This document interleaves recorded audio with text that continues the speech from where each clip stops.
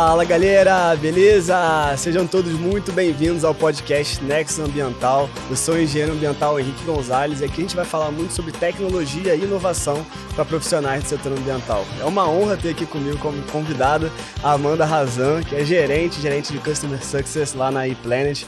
Então, é uma honra, que prazer ter você aqui, Amanda. Seja muito bem-vinda. Muito obrigada pelo convite, Henrique. O prazer é meu. Vamos que vamos. A Amanda, eu já queria convidar a Amanda há bastante tempo, né? Porque o que ela faz atualmente tem total sinergia, né? Com a temática, com o eixo central aqui do nosso podcast e o conteúdo que a gente sempre aborda dentro da Ambiental Pro. Então, conta um pouquinho, né? Se apresenta e conta um pouquinho do que você faz pro pessoal. Perfeito, Henrique. Obrigada. Hoje em dia eu trabalho numa empresa de tecnologia. A gente desenvolve um software de gestão de dados de sustentabilidade. Sempre que eu falo isso, as pessoas ficam meio... Então, basicamente, todos esses temas que a gente fala hoje em dia de aquecimento global, de emissões, de diversidade e inclusão nas empresas, tudo isso precisa ser gerenciado em algum lugar, são dados dessas organizações. E a minha empresa desenvolve o software onde essas informações são geridas. Então, eu apoio os clientes a estarem conseguindo organizar melhor essas informações em prol de ter mais transparência, mais governança dentro da corporação. Uma pausa no conteúdo para a gente agradecer o nosso patrocinador Ambiental Pro Consulting, que é a unidade de negócio, é o braço de negócio da Ambiental Pro. Então, se você precisar de qualquer serviço na parte de geotecnologia, né, geoprocessamento, sensoriamento remoto, montagem de WebGIS, gerenciamento de banco de dados, tanto geográfico como não geográfico, conta com a gente vai deixar o QR Code aqui. Vamos para cima. Valeu, vamos voltar pro conteúdo. Perfeito. E o seu background é de desenvolvimento, de TI, você é da área ambiental? Fala um pouquinho da sua formação. É bem distante, né? Porque, na verdade, a minha formação é em biologia. Meu sonho, na verdade, era trabalhar com biologia marinha, mas as coisas ali seguiram um caminho um pouquinho diferente. Sou formada também em Ciências da Sustentabilidade, né? Sou mestre em Ciências da Sustentabilidade. E venho ali do setor de sustentabilidade, consultoria. Então, eu acabei entrando um pouco nesse ramo dos dados, porque, no fim do dia, o setor da sustentabilidade é um setor que está muito em crescimento e estamos na era dos dados, né? Hoje em dia, a gente não faz nada sem data. Então, eu acabei entrando nesse caminho que realmente está muito em ascensão e muito promissor também. E como é que foi essa entrada? Você sempre trabalhou no ramo de dados? Você começou a trabalhar na parte de biologia e depois migrou? Como é que foi esse processo inicial e essa transição, assim? Na verdade, eu tava terminando o curso de biologia e já tava ali com um mestrado pré-encaminhado para estudar golfinhos, né? E aí veio a pandemia e como eu estudava em escola pública, né? Eu sou formada na UF, veio a pandemia e a faculdade ficou parada por 7 meses. Foi muito tempo ali, por ser justamente uma faculdade pública, acho que demorou mais para eles conseguirem se adaptar ao modelo remoto e digital. Então, eu me juntei com alguns amigos e a gente entrou numa de fundar uma empresa júnior.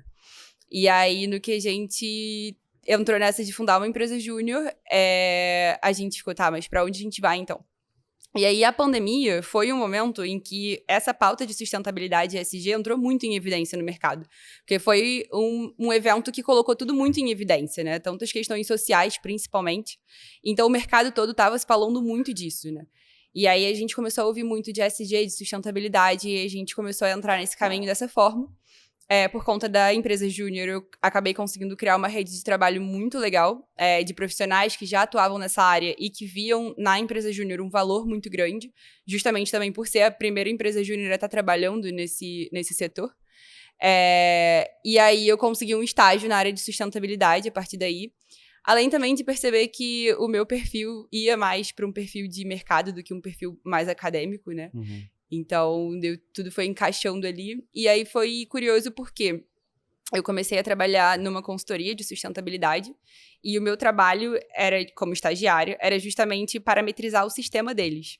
Então, o cliente entrava na consultoria, eu organizava o sistema que eles iam coletar os dados deles e eles seguiam com os consultores para eles redigirem o relatório de sustentabilidade dos clientes. E aí, trabalhando nesse pedaço do processo, eu percebia que existia um gargalo muito grande, porque era sempre o pedaço do processo que atrasava o processo inteiro. Porque o cliente ele tinha que juntar ali dados de todos os departamentos da empresa, E a gente está falando de cerca de 600 dados, e só um dos standards, né? O GRI, por exemplo, a gente tem ali mais de 600 indicadores. E aí os clientes deixavam tudo para reportar nessas 2 semanas que tinham, ao invés de estar gerenciando isso a longo prazo. Então aquilo ali sempre me deixou muito curiosa sobre por que é esse gargalo todo, né? E aí surgiu a oportunidade na ePlanet, que para mim fez todo sentido, porque era como se eu estivesse aprofundando um pouquinho mais ali naquela tarefa que eu já tinha que fazer.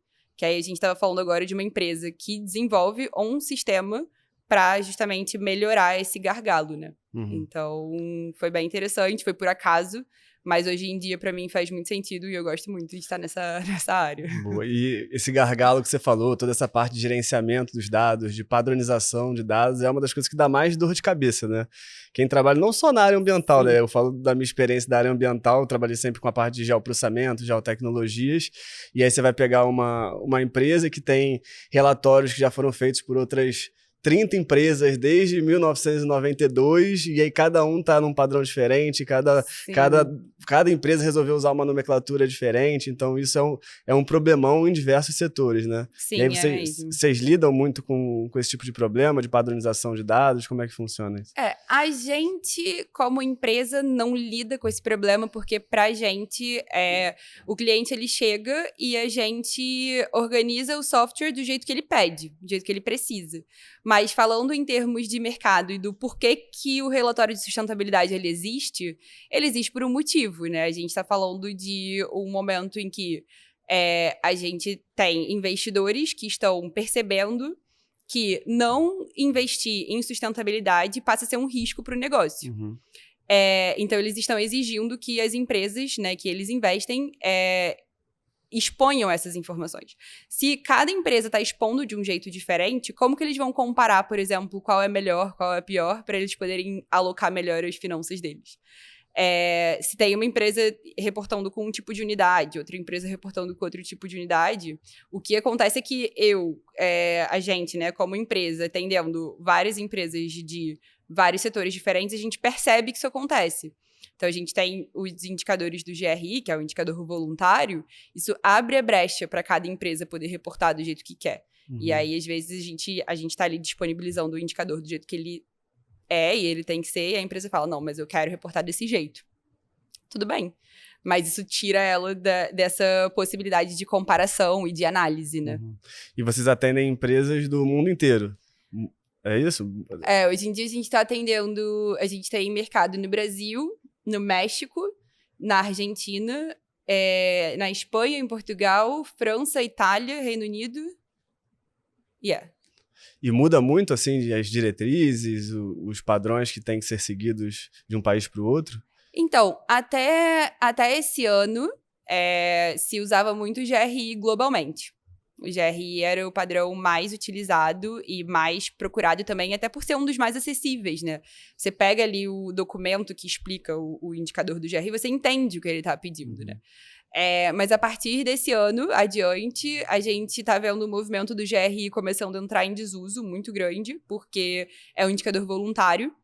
E a gente está num momento da história da sustentabilidade que é inédito, que a sustentabilidade está começando a virar algo obrigatório. Não está mais sendo voluntário, está sendo agora uma regulamentação. Então, a Europa está liderando esse movimento, né, com a regulamentação do CSRD. Então, a gente está vendo um movimento muito forte na Europa agora, de várias empresas que antes não precisavam reportar e agora vão passar a ser obrigadas, senão elas vão ser realmente multadas por isso. E um tipo de padrão que não dá mais para você alterar ou escolher como você quer reportar ou não, é aquilo e ponto. E uma linguagem muito pouco acessível.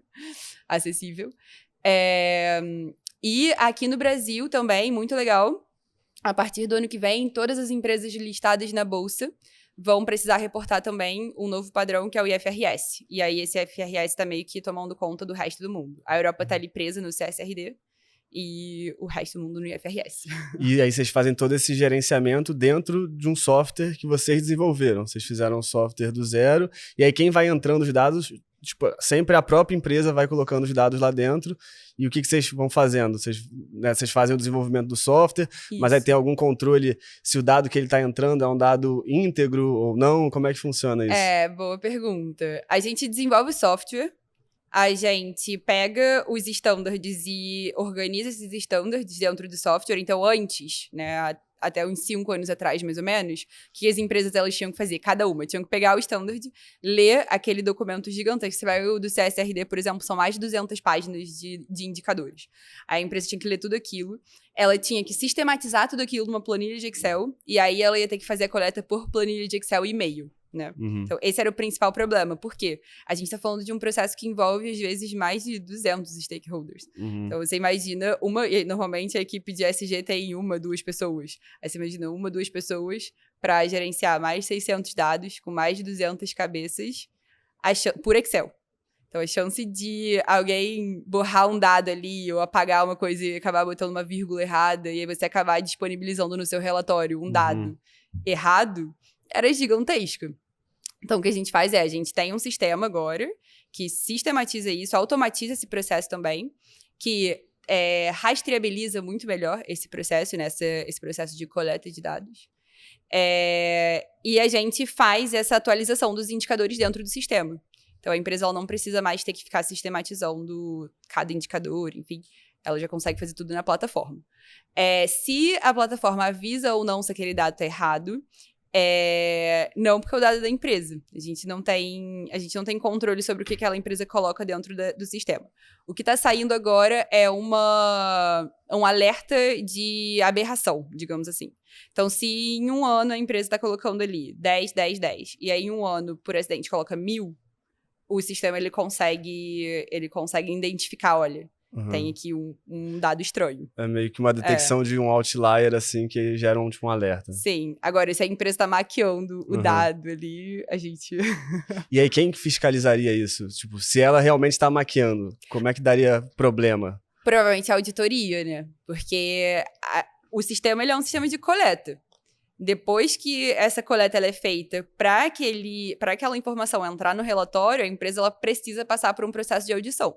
Que aí é uma pessoa que vai ali, vai de dado em dado, pedindo evidência, pedindo de onde veio, quem foi que imputou, e aí fazendo essa análise mais precisa, né? E é complexo, né? Eu lembro que a gente até conversou no passado que eu tinha desenvolvido uma ferramenta de inteligência artificial que era como se fosse um especialista no setor que ela foi treinada, né? Então a gente treinou com todos os estándares, né? A gente pegou toda a documentação, foi treinando e o resultado fica legal, mas tem coisas que às vezes acabam ficando meio subjetivas, então não é tão simples assim. Quando a gente fala de meio ambiente como todo, nunca é direto e reto, assim, né? Sempre tem alguma ambiguidade. E aí acabou que depois também não foi para frente, a gente acabou descontinuando a solução, quem sabe no futuro, né, com os modelos de linguagem ficando cada vez melhores, né, porque é muito crítico, né, você ter às vezes um errinho, então a gente ficou com medo, não vou lançar o negócio no mercado, que às vezes pode relatar algum problema que não tem, ou vice-versa, então a gente ficou mais cauteloso, mas acredito que no futuro, né, possa voltar a ter uma conversa nesse sentido, né. Vocês já estão pensando em vocês usam bastante coisa de inteligência artificial? O que vocês estão vendo em relação a isso lá dentro? No sistema ainda não. Mas é um tema que entra muito, que eu acho que a gente está no momento agora a gente estava conversando antes, né? A gente está passando por um processo agora de migração de software, e até está sendo bem interessante, porque a empresa ela é uma empresa nova relativamente, né? A gente tem 5 anos no mercado, e a gente estava ali usando um software que a gente entendeu que não estava fazendo muito sentido, e a gente desenvolveu uma nova plataforma agora, que está trazendo resultados muito melhores, e eu vejo que a gente está num momento muito, muito recente ainda, né?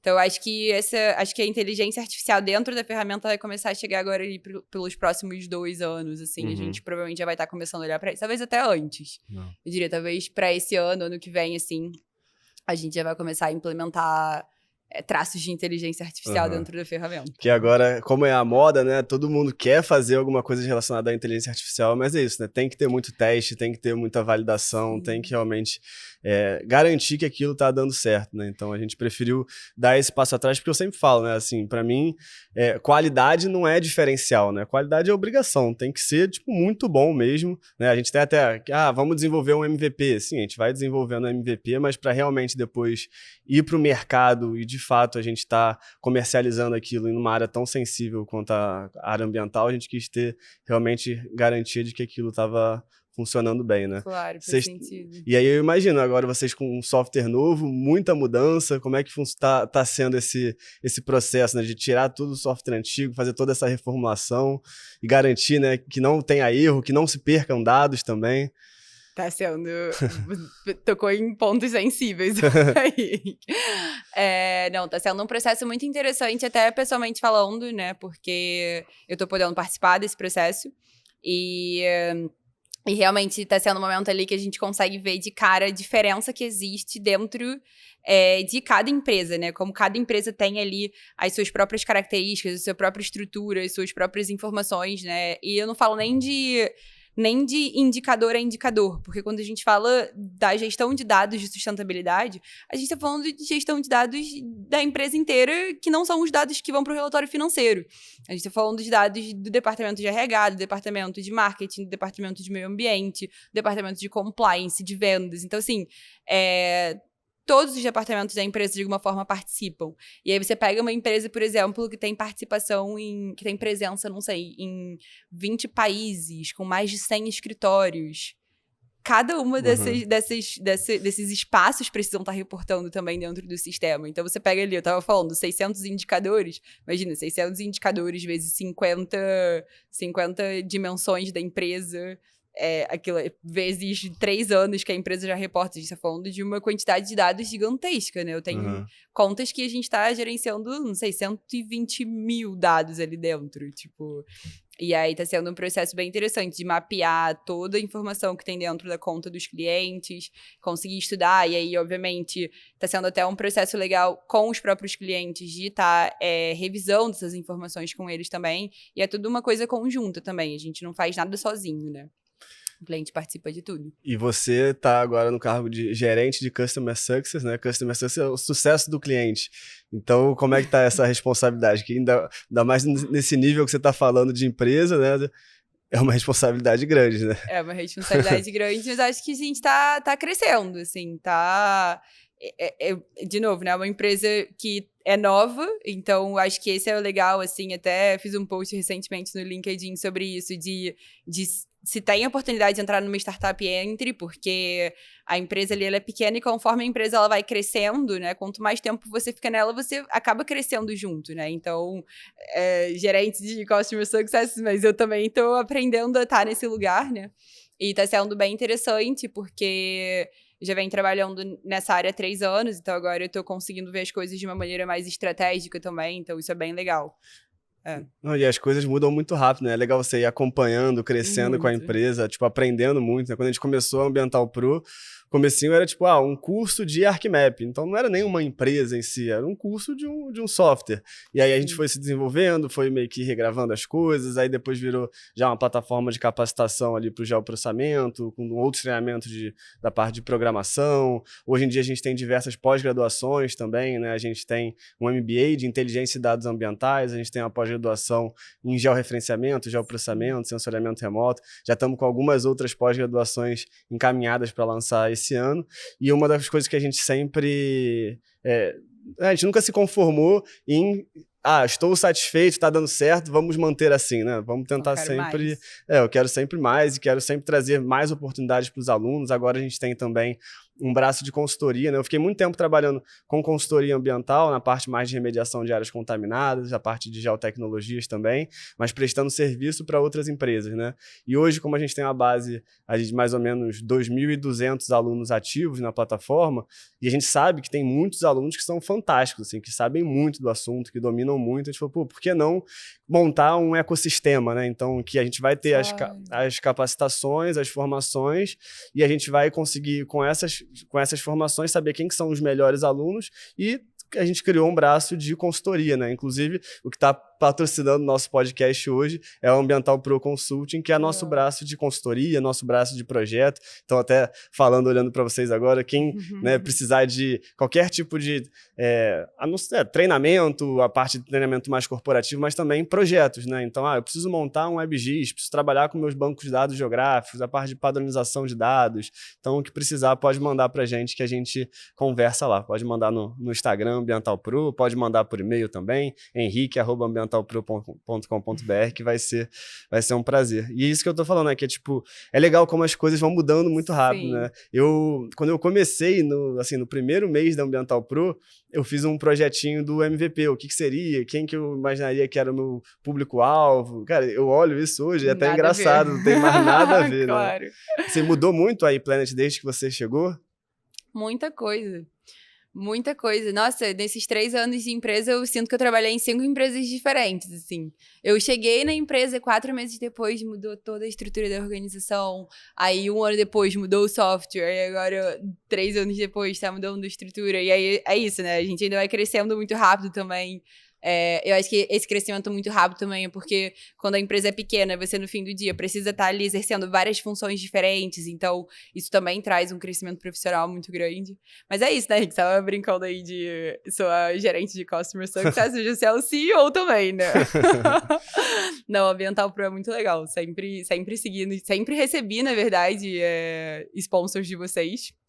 E muito maneiro ter te conhecido pessoalmente, a gente poder estar aqui agora também. Não, eu fico brincando, agora que a gente tá se falando pessoalmente, se já aparecer anúncio antes, vai aparecer muito mais anúncio agora. É verdade, os algoritmos estão... Quando tu abrir a geladeira, eu vou estar lá, fala galera, beleza? Mas é isso, galera que tá vendo em casa também, se prepara que tá assistindo.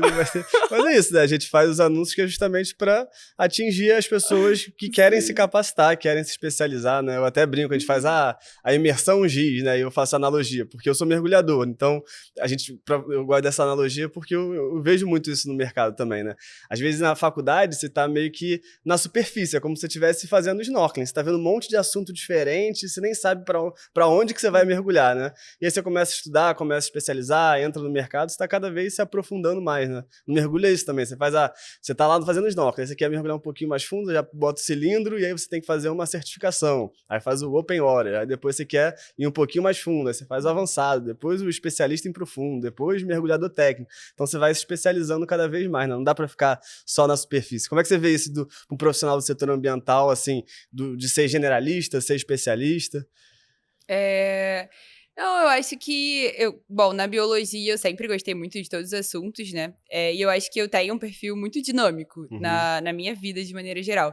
Então eu sempre tive essa aptidão por biologia marinha, mas também sempre gostei ali da botânica, enfim. Tanto que eu acho que, inclusive, a minha graduação a minha formação não é nem bióloga marinha, é bióloga generalista também. E acaba que, enfim, quando eu saí ali da faculdade, eu ainda tive esse insight de ir pro empreendedorismo, né? E aí é muito interessante, porque com a empresa júnior, por ser vamos lá, biologia é naturalmente um curso muito acadêmico ou da educação, né? Você entra ali na biologia, você te apresentam 2 caminhos, ou você vai ser pesquisador ou você vai ser educador. E aí com a empresa júnior, que eu fundei com os meus amigos da faculdade, a gente abriu um 3º pilar ali, né, que é o empreendedorismo. Então, hoje em dia, lá no curso, você vê várias pessoas estagiando nas empresas, em consultoria, em empresas de meio ambiente e tudo mais. Então, acabamos conseguindo abrir um 3º pilar ali, um 3º caminho possível para os biólogos poderem seguir na UF. Então... quando eu era da FRJ, o meu TCC eu queria fazer relacionado ao empreendedorismo, como um profissional da área ambiental pode empreender, porque eu já estava empreendendo na época, né? Claro. E aí eu queria fazer, e aí a galera toda foi contra. Falei, não, isso deixa pra galera de produção. Não, a área ambiental você tem que fazer negócio de saneamento. Eu falei, pô, mas eu não gosto de saneamento, eu não gosto de tratamento de água, tratamento de esgoto, nunca foi o meu. Eu até brinco daqui. Eu comecei fazendo engenharia mecânica, aí eu larguei, fazer tecnologia da informação, aí eu larguei também, aí eu fui fazer engenharia ciclo básico, e aí eu entrei na engenharia ambiental falando, não, vou entrar na engenharia ambiental porque eu gosto de ir pra praia, gosto de trilha, natureza, surfar, então vou fazer ambiental. Mas eu fui pelo nome mesmo, eu nem sabia que eu ia ver.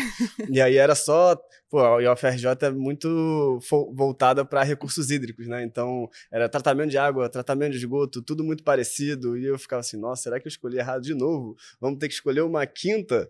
E aí foi bom que depois eu fui para a Austrália, eu fiz na Universidade de Tecnologia lá em Sydney, a parte de geoprocessamento, sensoriamento remoto. Eu sempre gostei dessa parte mais de mapa, de cartografia, de análise de dados, mas também com a parte de design, que aí junta muito, né? A parte mais visual, estética dos mapas, né? Aí encontrou.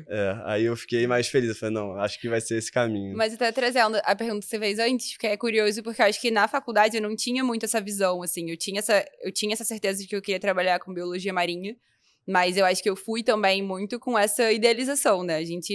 Acho que todo mundo que escolhe faculdade naquele momento ali de 17, 18 anos, você não tem muita noção do que você realmente quer fazer. Você tem uma idealização, a não ser aquelas pessoas que estão ali, não, quero medicina e é isso, tipo, e vai. Acho que até quem entra pra medicina também vai descobrir o que quer fazer depois, assim. E aí eu tô achando interessante porque quando eu tive a experiência do mestrado, vamos lá, quando eu fiz o meu TCC, eu já estava trabalhando na área de sustentabilidade. Aí o meu TCC foi, sei lá, sobre tartarugas marinhas. Foi muito distante do que eu estava fazendo. E aí eu lembro que foi muito difícil para mim conseguir focar no TCC. Eu ficava postergando aquilo ali, porque estava muito distante da minha área de trabalho no dia a dia, né? E aí quando eu fiz o mestrado, foi uma experiência muito legal, porque o meu projeto foi sobre o meu ecossistema de trabalho. Então, foi o momento em que eu consegui realmente aprofundar mais ainda e afunilar ainda mais o meu conhecimento do que eu trabalho no dia a dia com a academia, por exemplo. E aí foi um insight muito legal de realmente você... de ter uma diferença ali quando você vai afunilando, vai se aprofundando cada vez mais e mais num tema, né? E aí, eu tô vendo, por exemplo, agora essas oportunidades, tipo, de estar aqui agora com você, ou do podcast que eu gravei pela própria iPlanet, a empresa que eu trabalho. Lá na Espanha, eu tava na Espanha agora também no ano passado. E eu tive a oportunidade de falar num evento de advogados. Era tipo um summit, e aí tinha um painel sobre sustentabilidade, e aí eu cobri uma pessoa que tava doente, mas enfim, me chamaram pra cobrir essa pessoa pra falar sobre ESG e tecnologia. E aí eu parei pra pensar nisso e fiquei, cara, realmente, quando você se especializa numa área e você se torna um esperto dessa área, várias portas vão se abrindo, assim, ali naquele campo, né? Isso é muito legal. E rola muito isso, né, do aluno, às vezes demorou 8 anos para se formar na engenharia, aí sai falando assim, parece que eu não sei nada, fica aquela síndrome do impostor, pô, não sei se eu sou bom o suficiente, e é muito por conta disso, né, vários fatores, mas muito por conta desse distanciamento que às vezes o mercado acadêmico tem do que de fato está sendo vivido no mercado de trabalho, né, às vezes é um ensino mais engessado, um ensino muito teórico, muito voltado só para passar numa prova, então você estuda meio, decora ali, passa na prova, e na semana seguinte você já esqueceu, você não está muito vendo o propósito daquilo, né, então rola muito esse distanciamento. E aí, já aproveitando esse papo meio de distanciamento do mercado de trabalho, vamos falar o que você faz hoje no dia a dia, assim, quais são as suas tarefas e como é que foi mudando isso desde que você entrou na iPlanet, subindo de cargo? Legal, legal. Bom, quando eu entrei na iPlanet, era um trabalho muito mais operacional ali, né? Então, o meu trabalho era realmente pegar ali, eu tinha uma carteira de clientes relativamente pequena, porque eu estava no começo ali, tanto da minha jornada em Customer Success, quanto na minha jornada de sustentabilidade também. Então, o meu trabalho era atender o cliente, era ouvir o cliente, entender toda a estrutura de gestão de dados daquele cliente e botar isso na ferramenta. E é interessante porque eu acho que eu, pessoalmente falando, sou uma pessoa que naturalmente tem uma cabeça muito processual. Eu gosto de montar processos. Então, até, sei lá, se eu vou lavar minha louça, por exemplo, e a louça tá amazônia, vou pegar aquela louça, a louça suja, vou separar entre os pratos, o garfo, o copo, aí vou lavar tudo e vou organizar tudo ali no escorredor. Tipo, eu gosto de deixar as coisas muito bem organizadas assim. E aí foi interessante porque, como era uma empresa que estava muito no começo, quando eu cheguei, todas essas coisas que eu fazia, não existiam processos antes. Então, eu comecei a desenvolver os meus próprios processos. E aí, tinha uma equipe ali que cada um fazia os seus. E aí, os meus processos foram trazendo ali uns resultados bem legais para minha carteira de clientes, né? Foram processos que foram trazendo ali resultados visíveis também. E aí, eu acho que foi por isso também que eu fui crescendo subindo de escadinha. Então, hoje em dia, eu tô numa posição um pouco mais estratégica. Eu ainda faço um operacional ou outro, porque é importante até pro meu próprio aprendizado em relação à evolução da própria ferramenta e tudo mais. Mas, de maneira geral, eu tenho uma equipe. E aí, a gente tem um trabalho muito colaborativo ali, né? Bem interessante. E aí, eu ajudo a minha equipe a estar solucionando o problema dos clientes, a estar configurando as informações da ferramenta, a estar solucionando possíveis conflitos que venham. A gente faz muita gestão ali também de bugs, porque é isso, no fim do dia, tecnologia é desenvolvida por humanos. E humanos erram, então tem bugs o tempo todo. E agora eu também tô com esse projeto da migração de um software pro outro, que tá sendo bem interessante. Uhum. Então... Não, isso que você falou já é uma dica muito boa pro pessoal, né? Porque você falou, eu entrei no começo, era muito operacional, mas eu tenho essa mentalidade mais de processo, já comecei a fazer coisas que às vezes não eram do seu escopo inicial, né? Isso já foi te dando um destaque, já foi te dando um diferencial, falando, caramba, olha só, aí as suas lideranças começaram a ver, né? Olha como a coisa tá ficando mais organizada, como a casa tá ficando mais limpa aqui, né? Então isso é importante pensar dessa forma, né? Não só trabalhar com as demandas que você recebe, mas trabalhar de forma proativa, né? Exatamente, isso faz toda a diferença, com certeza.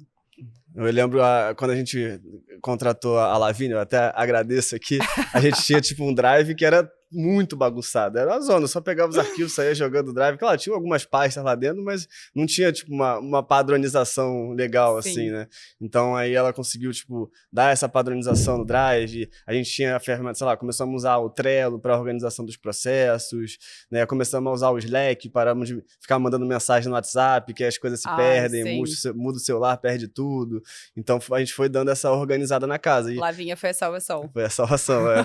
E no começo, por exemplo, quando a gente contratou ela, o nosso objetivo na entrevista era, não, preciso de alguém que seja da área, né, ela é geóloga, preciso de alguém para fazer a parte dos PDFs. Então o trabalho dela era assistir aula e montar PDF. E a gente, tipo, contratou para isso e depois ela foi fazendo... Fez os PDFs, mas fez muito mais que os PDFs, né? Organizou toda a empresa. Hoje ela é a nossa coordenadora de marketing, então... Ai, que legal, foi olha crescendo, só. Foi até tipo migrando de área, né, se identificando o que ela mais gostava de fazer lá dentro. Então é uma forma da gente pensar nessa, como é que o que eu posso fazer além, né? Como é que se sentir às vezes incomodado com algumas coisas e ter, é bom quando a pessoa também tem essa liberdade de poder dar opiniões, né? Se sentir incomodado e não ficar só, olha, tem um problema aqui, mas chegar e falando, olha, a gente pode fazer isso para melhorar. Isso que eu acho que faz toda a diferença, assim, principalmente no ambiente de startup, porque eu acho que o ambiente de startup é um ambiente que tem poucos recursos, naturalmente, muita demanda e tem muitos problemas para serem resolvidos, ponto. Essa é a realidade de uma startup. Não adianta querer chegar numa startup achando que vai estar tudo bem. Se você quer que esteja... Acho que nunca vai estar tudo bem, né? Mas que esteja tudo ali de mão beijada. Se acha que você quer que esteja tudo de mais mão beijada, precisa ir para uma empresa mais estruturada, com mais tempo de vida, com mais organização, que seja maior, enfim. Startups, eu acho que são ambientes naturalmente caóticos e a gente tá ali para dissolver esse caos, né? Eu acho que as pessoas que chegam falando, ai meu Deus, muito caos. Não, geralmente não funciona. Eu achava engraçado, a gente já teve um dev que era um freelancer nosso que é do Paquistão, né? E ele falava assim, Caramba. não, eu gosto de ter a mentalidade de preguiçoso, porque se eu tiver que fazer a mesma coisa, mais de 3 vezes, não, eu já escrevo um código, já crio um softwarezinho, já crio um sisteminha que vai fazer para mim. E hoje em dia essa barreira, até falando de inteligência artificial, essa barreira para você criar uma solução, ela é muito menor do que era, ele é dev, né? Mas hoje em dia qualquer profissional da área ambiental, você joga ali no chat GPT, você consegue fazer um mini códigozinho ou fazer um códigozinho em VBA que já vai automatizar uma planilha sua no Excel. A gente fez até, teve o caso, por exemplo, da carteirinha de estudante. Tipo, nossos alunos têm carteirinha de estudante, né? Carteirinha da Uni e tal, para pagar meia no Rock in Rio, aquela que é tipo a oficial mesmo. Sim. Só que é um processo bem burocrático, né? Porque o aluno tem que solicitar e aí ele escolhe se é a física ou se é a digital, e aí tem um preço, né? Tipo, digamos que R$35 a digital, 50 a física, porque tem questão da entrega e tal. Aí ele escolhe, ele tem que fazer o Pix, aí tem que validar o Pix, tem que ver se a matrícula dele tá ativa, porque ele só pode solicitar a carteirinha se a matrícula dele estiver ativa. Então era um processo que estava demandando, tipo, 4 pessoas da nossa equipe. E aí eu fiquei, tipo, com essa mentalidade preguiçosa. Não é possível, vai ficar 4 pessoas fazendo isso. Porque não é um negócio que dá lucro pra gente, é quase que é preço de custo para ajudar os alunos a terem a carteirinha de estudante. Claro que, no final, tem aluno que entra para ter a carteirinha de estudante também. É um benefício a mais que faz uma diferença. É um atrativo, né? É um atrativo a mais. Mas não era algo que precisava demandar 4 pessoas da minha equipe para ficar fazendo isso, né? A gente tinha outras tarefas prioritárias. E aí foi na época, assim, tipo, eu programo um pouquinho em Python, eu não sou desenvolvedor, mas quando precisa resolver um problema, dá para resolver, né? Então eu comecei a fazer as pesquisas, fazer as buscas, fui desenvolvendo. Aí eu vi, não, vou fazer no próprio Google Colab, porque é da Google, aí já integra com Forms, aí a pessoa vai preencher o Forms, a gente já consegue fazer a validação pelo e-mail, se a matrícula está ativa, puxando a API da plataforma de aulas. E aí meio que rapidinho, hoje com um clique, a gente gera um clique, aí tem lá 12 carteirinhas pendentes, a gente só vê que tem carteirinha pendente, só dá um play no código, ele já roda, ele já manda um e-mail automático, valida, se a inscrição estiver certa, já chega com um comprovante de matrícula no e-mail da pessoa, então tudo meio de forma automática, né? E como é que ela... Lá vocês devem ter bastante coisa já... Você mesmo já falou, né? Já tem muita coisa automatizada, né? E vocês têm um time de desenvolvedores grande, TI grande. Sim. A galera da área de outras áreas também trabalha com programação, com automação. A gente tem uma equipe de... Bom, a empresa ela é de tecnologia, né? Então, a equipe que é maior equipe mesmo é a de tech. E a equipe é uma empresa espanhola. Então, toda essa equipe, ela fica lá na Espanha. A gente tem, inclusive, alguns desenvolvedores da Índia também. Uhum. E aí é interessante, porque tá sempre rodando, de certa forma, a empresa, né? Sempre tem alguém online, que tem gente aqui no Brasil, na Europa e na Índia. E aí, a gente acaba não tendo tanto contato com a equipe de tech, porque somos da equipe de Customer Success. E aí, dentro da equipe de Customer Success, a realidade mesmo é que a gente usa mais inteligência artificial para redigir e-mail, porque ali é contato o tempo todo com o cliente o dia inteiro. E aí, sobre a automação do nosso sistema, aí sim tem mais automações em relação ao fluxo de coleta, né? Porque é isso, a gente tá falando de departamentos que tem cerca de uma média de 3 pessoas, e aí eu pego isso até como dado da minha própria pesquisa do mestrado, que foram entrevistas com ali empresas do mercado aqui do Brasil, e uma das perguntas era, em média, quantas pessoas tinham no departamento de sustentabilidade deles. E aí a média era de 3 pessoas. Então é uma equipe bem reduzida. E não de sustentabilidade inteira, mas que lida com o relatório de sustentabilidade, né? E aí são 3 pessoas para coletar a informação da empresa toda. Então o sistema ele acaba tendo um papel muito legal de automação nesse fluxo de coleta. E aí, porque como é que funciona o relatório de sustentabilidade? A empresa precisa coletar essa informação com o responsável, ou seja, então, informações de indicadores sociais. Aí você vai lá no RH, as pessoas de RH, elas têm que providenciar essa informação, esses indicadores. Indicador de turnover, indicador de igualdade de gênero, de diversidade e inclusão, de salários, enfim, esses tipos de informação. Ou então informações ambientais, tipo consumo de água, consumo de energia, emissões, biodiversidade, resíduos, enfim, aí vai lá nas pessoas responsáveis por isso. Uma vez que essas pessoas elas provêm essa informação com evidências, aí tem que ter uma pessoa que valida essa informação, ou seja, um gerente ou alguém que está mais on top desse processo, né? E aí, essa pessoa valida essa informação, e aí tem que ter um auditor que audita se realmente está tudo fazendo sentido. Então, é um processo longo, isso daí dura cerca de 4 a 5 meses para acontecer. E aí, a ferramenta, ela faz esse processo de automação desse fluxo, entendeu? E aí, além disso, também, a gente está desenvolvendo aí, já até saiu, tanto um Power BI integrado, para que a gente consiga extrair essas informações e construir um dashboard diretamente disso, quanto o desenvolvimento de relatórios também com as informações que foram dadas. Então, tudo isso está sendo meio que automatizado pelo sistema, entendeu? O que antes era tudo manual, feito por Excel e precisando de várias pessoas, agora precisa ali de uma pessoa e o sistema é meio que o core, né? O centro do processo. Tem aquela frase do William Demian, não se gerencia o que não se mede. Vocês estão nesse caminho. Exatamente. Bom, e você falou da pesquisa do mestrado, né? Do que foi o teu mestrado? Tem a ver? Tem super a ver, porque a minha pesquisa foi justamente sobre processos de gestão de dados ESG. Mas você já estava na empresa, teve alguma ligação? Você já estava na empresa. Foi o pedido interno, o projeto? Não, na verdade não. Na verdade foi uma vontade de retribuição minha mesmo. A empresa nunca me pediu para fazer um projeto para eles, mas na época que eu quis fazer o mestrado, a ePlanet me apoiou muito. Inclusive, meu chefe na época também, ele me deu um suporte muito grande para fazer. E eu quis fazer esse projeto no tema de gestão de ESG, tanto por conta da minha curiosidade de estagiária, quis responder a pergunta da estagiária que eu era 3 anos antes, quanto como uma forma de retribuir também o apoio que a ePlanet me proveu para que aquele mestrado pudesse acontecer. E aí, eu quis responder essa pergunta para mim mesma. Eu queria conseguir entender melhor como é que era o background, o back-office, né, ali do relatório que é disponibilizado pra gente todo ano. Então, todo ano as empresas vão lá e postam relatórios. Mas o que tá por detrás disso? Como é que funciona? Como é que é no sentido de processos? Como é que é no sentido de estrutura de quem tá fazendo aquilo? Como é que é no sentido de orçamento? E de sistemas e tecnologia? Então, eu consegui ter vários resultados ali muito interessantes, como, por exemplo, Assim, eram resultados que, no fundo, eu já sabia, já tinha uma ideia, mas foi interessante ver a prova ali através das respostas das pessoas que estão realmente trabalhando com aquilo no dia a dia, né? Então, eu usei um estudo que fala sobre processos e sobre ações organizacionais. Então, ele diz que para uma ação organizacional de 2 escritores chamados Lima e Lezana, 2005, caso alguém queira procurar aí a referência, eles trazem que para uma ação organizacional, seja qual for, dar certo, ela tem que ter uma estrutura, ela tem que ter processos e ela tem que ter um espaço. Estrutura no sentido de uma equipe, de orçamentos e tudo mais. Processos no sentido de qual é o passo a passo para que aquela ação organizacional ela consiga sair do papel. E um espaço no sentido de um escritório, ou uma sala virtual, ou um software, ou alguma coisa assim. Então, eu peguei esse estudo, eu fiz perguntas que envolvessem esses 3 pilares, né?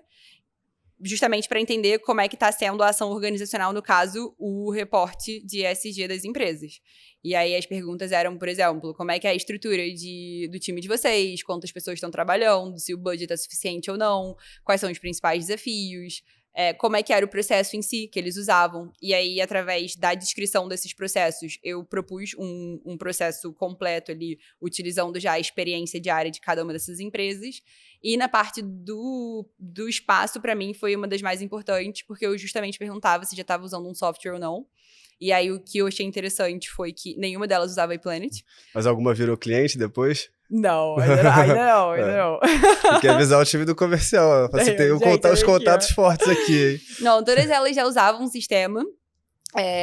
De todas elas, apenas uma não usava. E de todas que usavam, apenas uma não dependia mais do Excel para nada.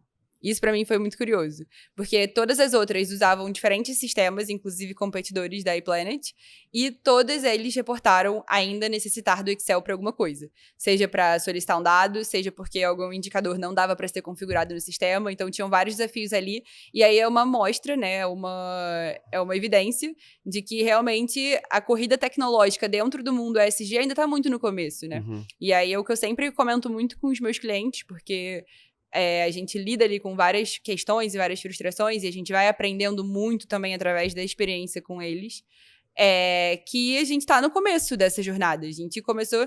Você pega, por exemplo, o setor financeiro, né? Que as empresas elas têm que reportar relatório financeiro e relatório de sustentabilidade. O setor financeiro, você vai pegar os primeiros softwares começaram a ser desenvolvidos há 50 anos atrás. Os de ESG começaram a ser desenvolvidos há 5, 10 anos atrás. Uhum. Então, a gente está realmente num processo de aprender e crescer dentro desse meio, né? E tá com a inteligência artificial chegando agora também. Uhum. Não, e você falou, por exemplo, a maioria das empresas ainda depende muito do Excel, né? Para uma pessoa uma empresa que trabalha com essa parte de gestão de dados, quais são os grandes obstáculos de ainda estar preso lá no Excel, ainda depender muito do Excel? Assim? Boa. Eu acho que o primeiro é a questão de que, como eu falei, as empresas, o relatório de sustentabilidade, ele mexe com indicadores de todos os departamentos. E assim como o departamento de sustentabilidade tem o seu próprio software, os outros departamentos também têm os seus. Uhum. Então, no fim do dia, o software de sustentabilidade, ele deveria ser nada mais nada menos do que uma central de dados. E não de coletas. Porque o departamento aqui, satélite de ESG, ele tá tendo que preencher e tá tendo que alimentar o software dele. E aí, todo ano, chega ali o outro departamento e fala, você tem que alimentar esse aqui também. Ou seja, é um trabalho duplo pro departamento. Então, acho que o primeiro desafio que eu vejo aqui é essa falta de integração entre os sistemas da companhia. A companhia vai ter ali 100 sistemas diferentes que não estão integrados, e aí tudo tem que ficar passando de um pro outro. Uhum. E aí, o segundo ponto, que também está relacionado, é a resistência dos outros departamentos em querer fazer um trabalho redobrado. Eles ficam, já tô reportando no meu sistema, pra que eu vou reportar no seu também? Prefiro te enviar tudo em Excel e você coloca aí. Uhum. E aí, aquelas 3 pessoas ali vão receber também planilha de Excel pra colocar. E eu acho que o último que eu vejo também é a questão de os sistemas estarem aí sendo desenvolvidos, né? E todos eles ainda estarem num processo de melhoria contínua e ainda terem informações que acabam não sendo conseguidas ser reportadas no software. Então, eu tenho uma das entrevistas que eu consigo me lembrar de eu perguntando por que não? E ela falando, porque eu tenho um indicador de resíduos e eu tenho aqui na minha empresa 20 tipos de resíduos, mas o software só atende 10. Eu só consigo colocar 10. Uhum. E aí ela não consegue colocar a lista completa de resíduos dela. E ela, para aquele indicador, para aquele stakeholder do relatório, ela vai mandar por Excel, entendeu? Isso é um problema, por exemplo, você não conseguir trabalhar de forma colaborativa. Isso, assim, a gente vê, por exemplo, no mundo das geotecnologias, a gente trabalhava muito com o GIS desktop, né? Então, você trabalhava com ArcGIS, com QGIS, só que é um software que está instalado na máquina de cada pessoa. Então, você fez qualquer alteração, você mudou, pegou uma geometria e fez uma alteração. Aí você tem que mandar para o outro colaborador da empresa. Você vai mandar, segue a geometria versão 32.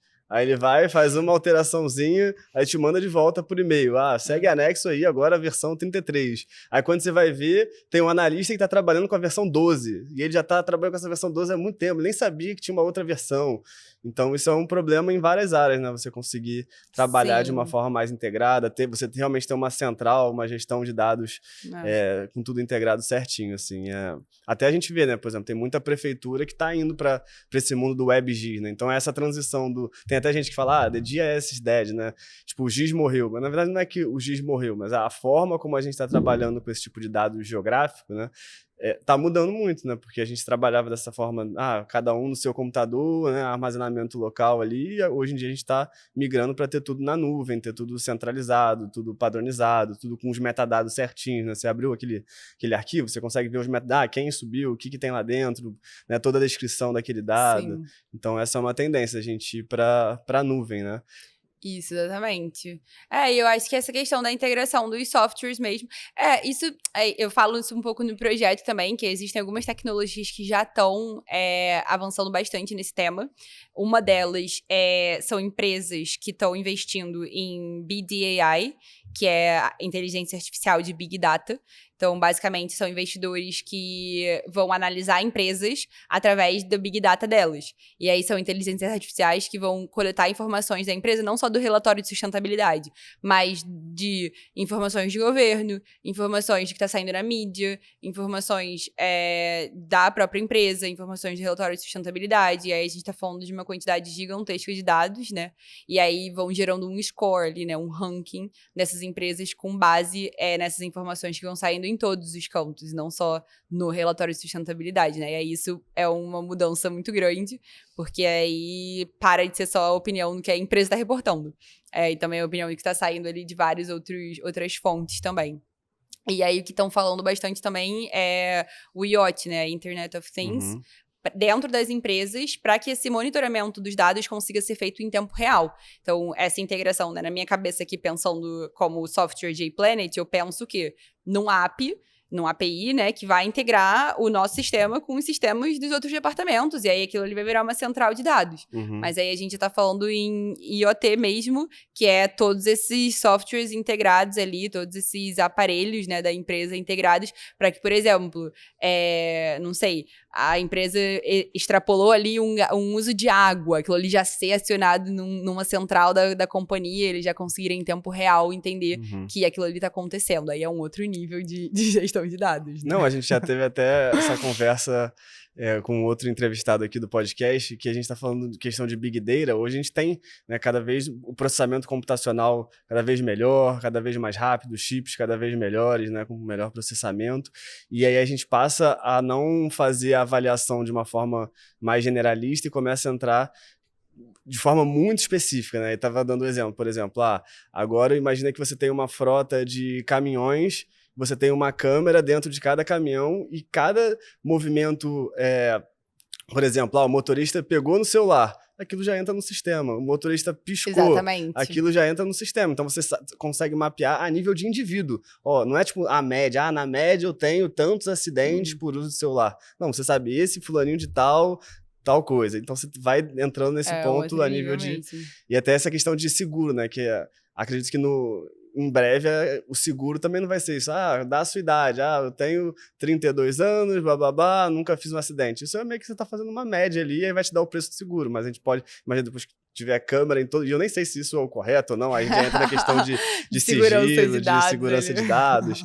Mas a ideia é que a gente tendo maior capacidade de processamento e barateando esse tipo de análise, de visão computacional, a gente passa a ver, né, a nível de indivíduo mesmo, né? Isso deve se refletir também nas empresas, nas análises de gestão de dados das empresas, né? Sim, e isso inclusive ataca até um dos principais, você perguntou, né? Um dos principais desafios que eu comentei, resistência cultural. Porque a partir do momento em que você automatiza todo esse processo e tira a mão humana dele, a gente já corta aí esse desafio, que é das pessoas ali com resistência em estarem disponibilizando essa informação sem nem saber para quê, sem nem saber para onde, porque o cara que tá ali na ponta, né, gerenciando os resíduos da empresa, ele sabe o que é ESG? Ele entende o que é aquele risco que isso é gerado para a empresa, para o negócio, para ele mesmo? Então, aquilo ali, acho que quando a pessoa que tá lá na ponta e entende os porquês, faz com que ela se engaje muito mais na causa também.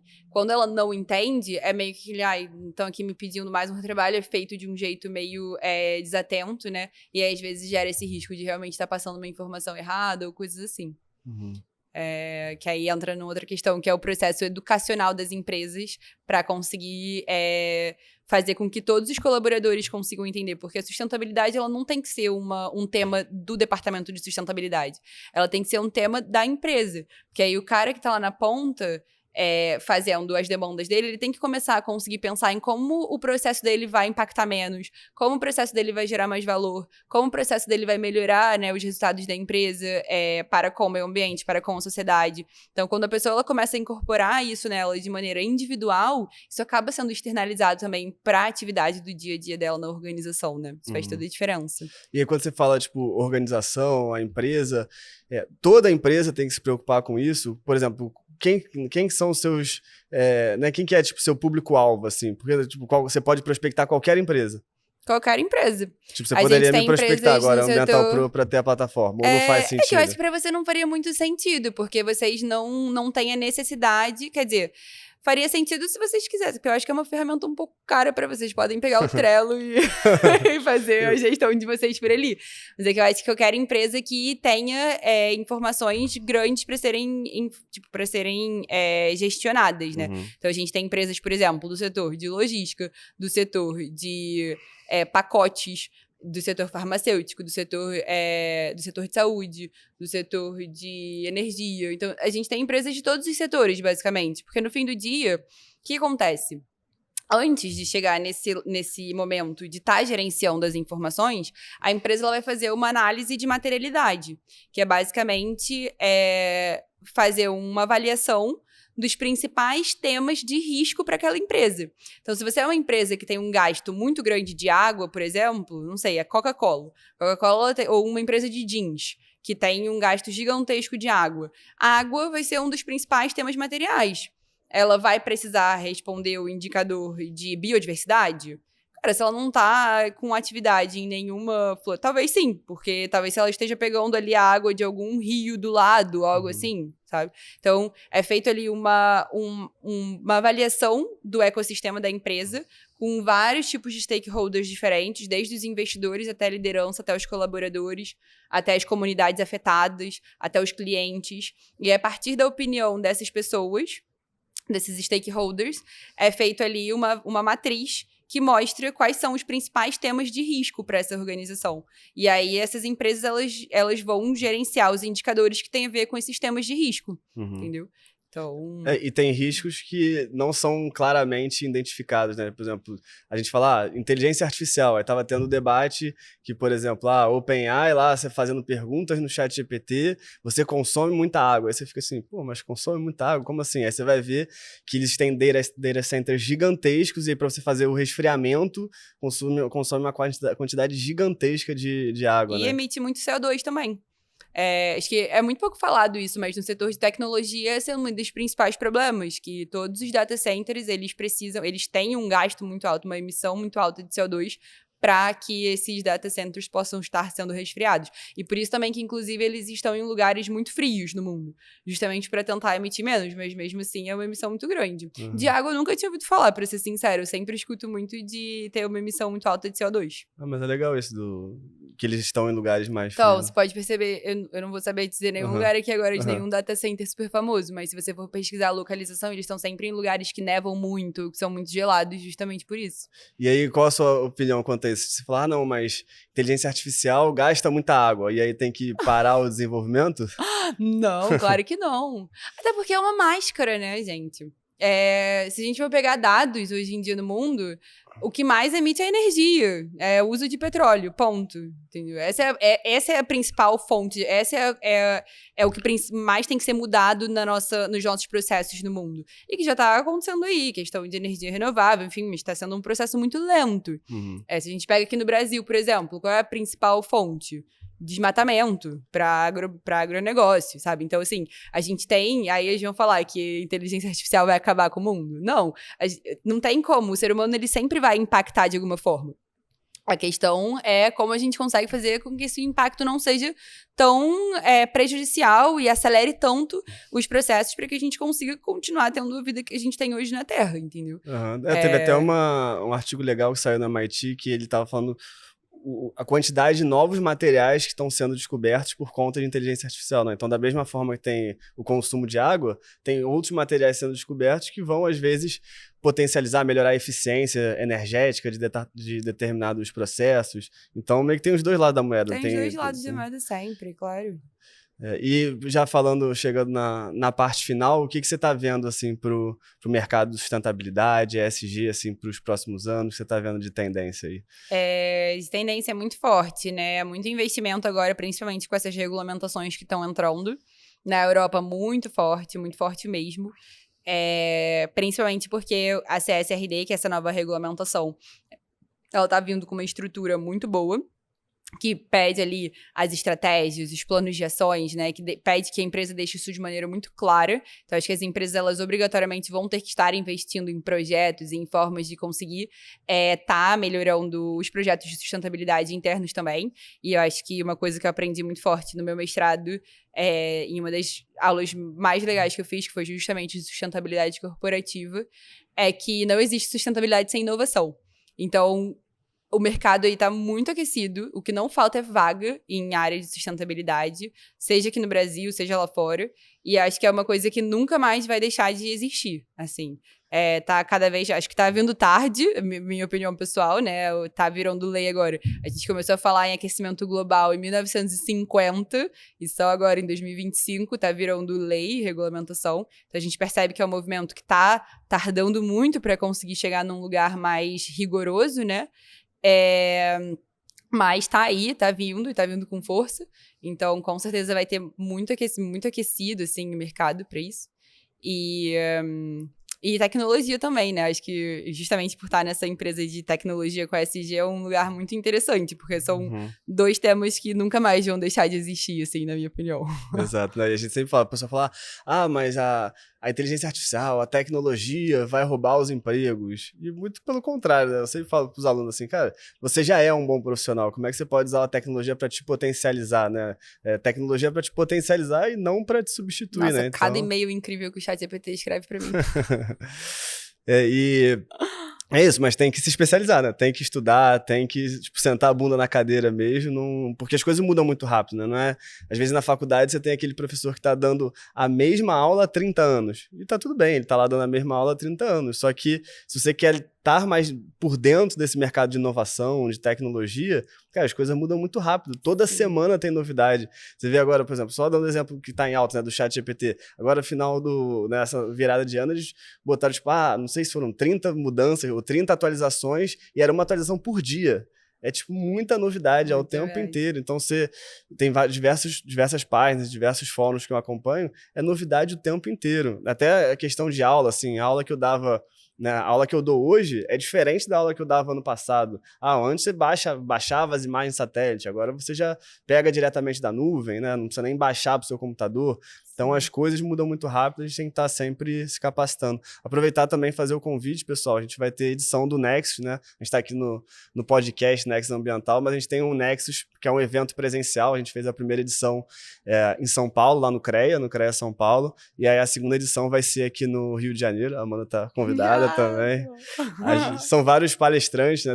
São diversos palestrantes, a gente tem tipo, várias oficinas, atividades mão na massa, vários momentos para networking, então vocês estão convidados, depois eu vou deixar o link na descrição, beleza? Vai ser lá para junho, aqui no Rio de Janeiro. Então, se quiser um motivo para vir conhecer o Rio, quem não é do Rio, tá aí.